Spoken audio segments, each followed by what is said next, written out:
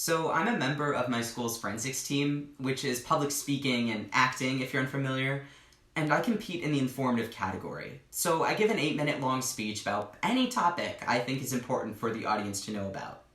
And we're supposed to compete with this same speech for the entire forensic season. Well, last year, I had chosen the topic of first aid. So I talked about how to treat burns, perform the Heimlich maneuver, stop bleeding, that sort of thing.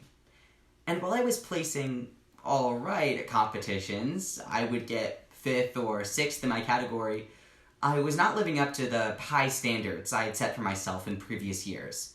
So I kept rewriting the speech, and I would make new visual aids, and I would try different hand gestures and vocal tones.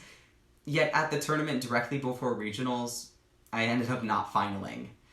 And that was very difficult for me, since I'd invested so much time and effort into creating a speech that I really enjoyed.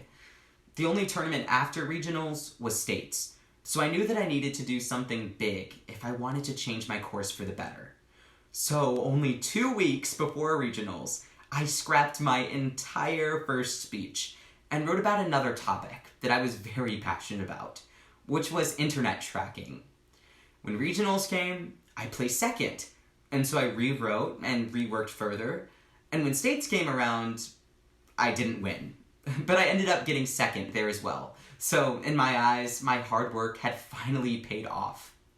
Before that forensic season, I had the opinion that your first project and your first ideas would always be your best. And I think that was why I was so hesitant to get rid of my original speech, even though I wasn't placing well. But after the season, I learned that having resilience doesn't always mean you should try to repair something that is broken. Sometimes you need an entirely new way of approaching that goal.